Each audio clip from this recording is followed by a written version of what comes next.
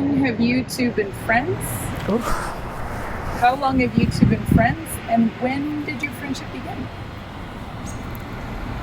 Or how did it begin? Well, Joy was pregnant with Sophie. Right. How old is Sophie? She's 13. So we've been friends 13 years. Yes. We met through a mutual friend named Joy. Yep. And we connected, but we didn't really become friends until we both started working closer together. So that would have been in 2015. Yeah. I started working at Cougar. Yep. And we started having lunch once a week.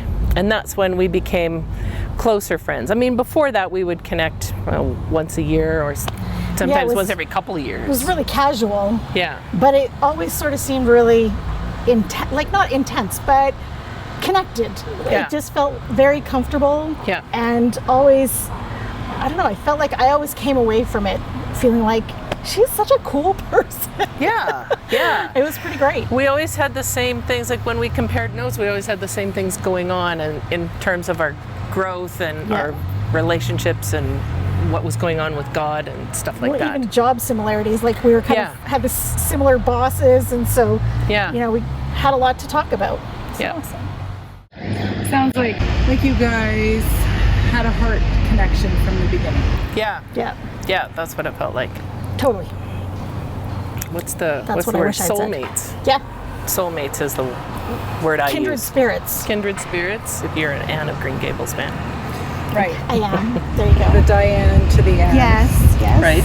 Okay, so during the pandemic, if we think back over this past year, how did you experience the value of your friendship? And did it grow? Did it go deeper? If you already had quite a deep, intense friendship to begin with, did it change or not really? I don't think it changed that much. Our friendship changed dramatically when I left my husband about 2 years ago, because previously it was always a struggle to find time to spend together because my family was just everything. And so after that, we were already spending a lot more intentional time together, and Lori was really my rock through a lot of that transition. Yeah. And then through the pandemic, I think the thing we noticed is we couldn't be casual about it anymore. It had to be so intentional, because being alone is like a default, and you just end up being alone if you're not scheduling it, if you're not planning it, if you're not, and then a week or two would go by and we'd be like, I feel so bereft. Right. It's that emptiness that you don't, you just don't like, but you didn't notice was happening. Yeah. What would you add, Lori? I would say that since the pandemic, our friendship deepened. Because from the start, even before people who live alone were given official permission, I just decided that it was worth the risk. Like, I needed to have one person that I could hug and see. And so for the first several months, Kate was the only person that I saw, because I was working really hard to follow the rules. Yeah. And so she kind of became my only person. I mean, I stayed in touch with a lot of friends, but it was all virtual and or 6 feet apart. Yeah.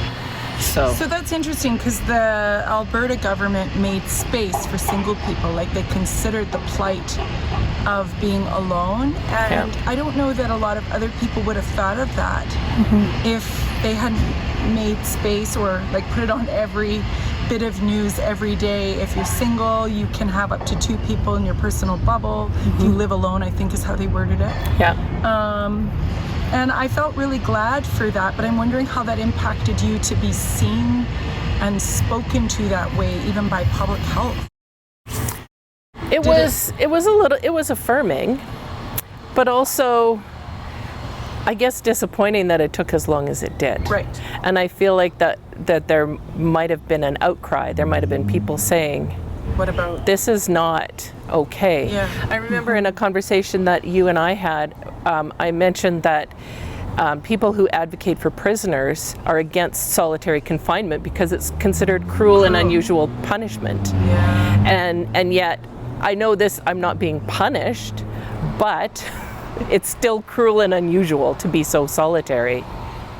Yeah, of course you needed to have people. You needed to be with people. And I think I like that you mentioned, Lori, about being able to have a hug, because we take so for granted physical touch. Yeah. Even Kate having her kids is different than you being by yourself with Archie the cat. Totally. You know, to be able to have another human that you can have physical touch from, I think is important. So important. So can you guys talk to me a bit about how your friendship has played a role in your own discipleship in terms of how you follow Jesus? You want me to go first? Yes, please. For me, just watching Kate pursue Jesus and watching her grow gives me a different perspective of who Jesus is, and it encourages me to also pursue Jesus. She inspires me. Also, we're in the habit of asking each other, you know, how's your heart and what's God speaking to you? And then because we ask each other those questions on a somewhat regular basis, it's left the door open for me to wait not to be asked, to say, you know what, God's speaking to me is whatever, and then we can have a conversation about that. And that's been really important, because living alone, there's a lot of habits that you don't even notice, and if they're left unchecked, you can, you know, like after a certain amount of time, it can end up being quite a big thing. So having somebody to check in and to hold you accountable is just invaluable, really. What would you add, Kate? I would say that Lori's wisdom and her connection to the Lord is it's so authentic and real and vibrant.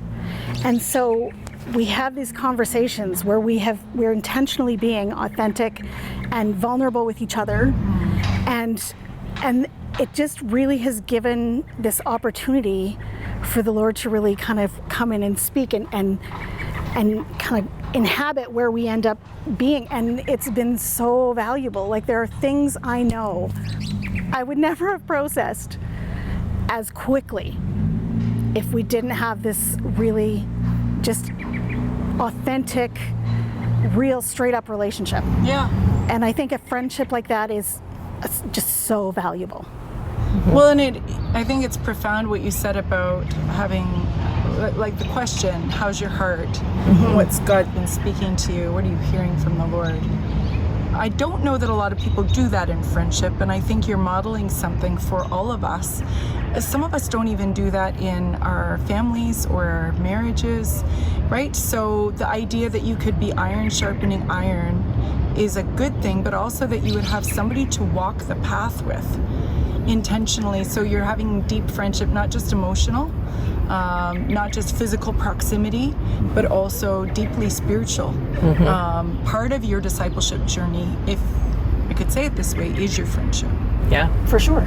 Fantastic.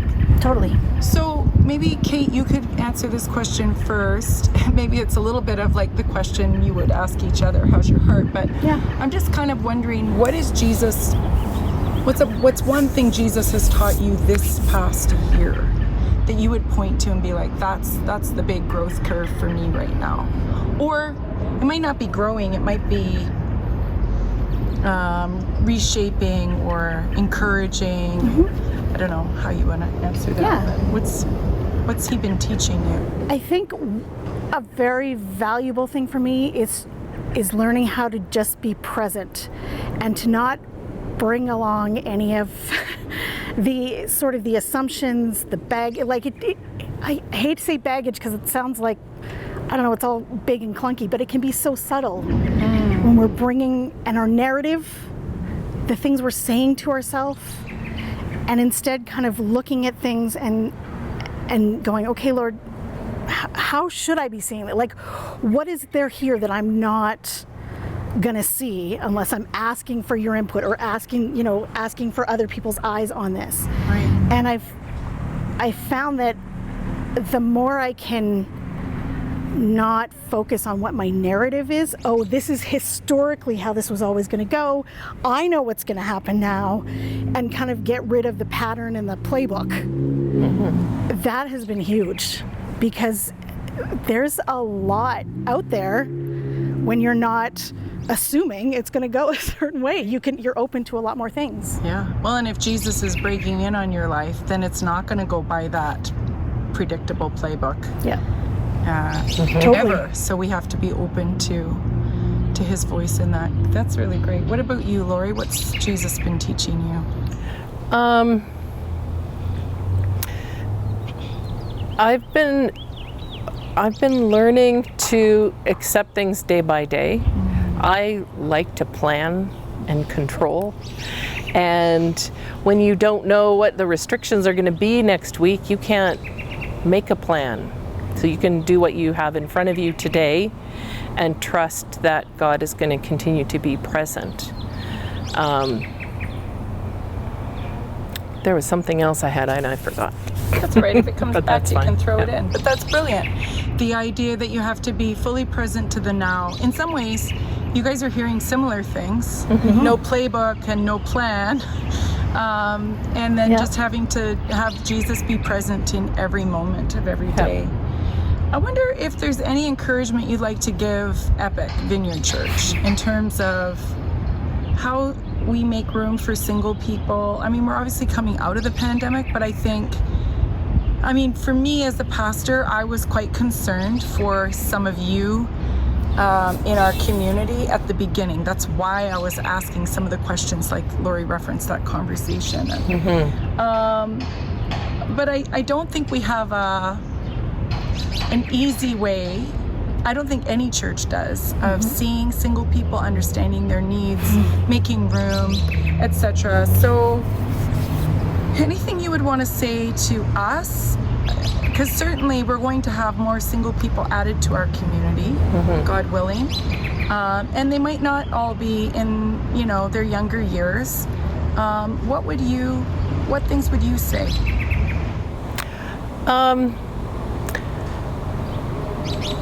This is hard to say, but I'm going to say it anyway. I really value relationships with men, and I feel like there's not a lot of room for that in a lot of couples. And I understand why. I understand that there's potential for things to happen that maybe weren't intended and ought not to, but I still need quality relationships with men. And I found in a lot of churches, and even some people at Epic, that there's just not space for that. That it either has to be a three-person friendship, or in one case I thought I was developing a friendship with a man, and then the wife kind of took over, and that's disappointing. And I don't know what's going on in their relationship, and I don't want to judge or speak to that, but it doesn't change the fact that I need good relationships with men. That's really interesting. I don't think many people probably would have ever thought of that. And we tend to default to either same gender relationships or couple relationships, right? Yeah. Yes. Pair them up. What would you add, Kate? I think for me it's interesting because I've come from the married side and now I've shifted to the single side. Yeah.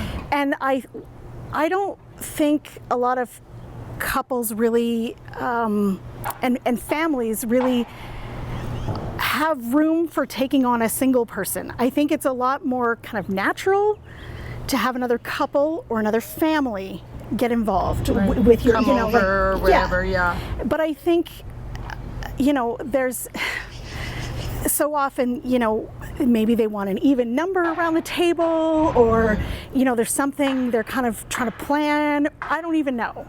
But I feel like maybe we could try to break the script and not be looking at, I want an even number of people around the table. I want different people around the table. I want to experience all of the community, not just the people who kind of fit my... Yeah. And I think in many areas, right? Yeah, I was going to just say that. I think that can also just be about not having to only have people who are like us over, or inviting people who are our age to do things, or right. We do have a value around intergenerational relationship at Epic, and I think we could have a value around socially diverse demographics. Let's put it that way. So it's not just generational, but it could also be our status as a single person, or as a married person, or as an engaged person, or whatever, that nobody would be marginalized because of who they are, whatever that might be. And then just with regard to developing Jesus-centered friendships, do you have any advice for us as a church? Like, how do we get the kind of friendship you guys have? Or how do we make it Jesus-centered? I think asking those questions is really important. How's your heart, and what's God saying to you? And that you have to be brave. Because if somebody's asking, how's your heart, that's not a fine thank you answer. Like if you want an authentic relationship, you have to be vulnerable. And if you're probably over the age of 5, you've been hurt. Somebody has hurt your feelings before, and if you keep living, somebody's going to hurt your feelings again. Right. And you just have to be willing to trust that however you're hurt, that God's going to help you heal, and just let that be. And so being brave in being vulnerable to the question, but also maybe being brave in inviting that kind of deep relationship. I would say, some wisdom, so that we don't open it and then not be willing to journey with people, right? Right. Right. Yeah. Kate, what about you? I honestly think there's sort of no magic to it. It really is just showing up and being authentic and sharing life and sharing time. And I think when you've had those shared experiences, you can have those conversations because they're kind of building on something. They're not just, I honestly don't think they're going to just happen regularly anyway, out of, I'm going to talk to you for 2 minutes after church and hopefully we're going to connect and it's going to be great. Right. I think there has to be such an intentionality about it. And I think it's hard sometimes it is hard to think you have time for that as well. So I think there has to be a lot of communication about what anyone's expecting and what they can manage. Hey, we can go for a walk once a week, or wow, I have my kids this week, so I'm not going to see you this week, or whatever it is. But I think really that communication piece is so important. And planning, I like that you mentioned the intentionality, that we would have to make space and make plans. And I think sometimes we want friendships to be so magical. But you both described having to make sure that longer intervals don't go by without checking in and making time for one another. So thanks for the sharing of your beautiful friendship. Thank you. Thanks for asking. And God bless your friendship to continue to flourish and to help us continue to do more of the very good life-on-life discipleship that you've modeled for us today. Appreciate your voices. Thanks.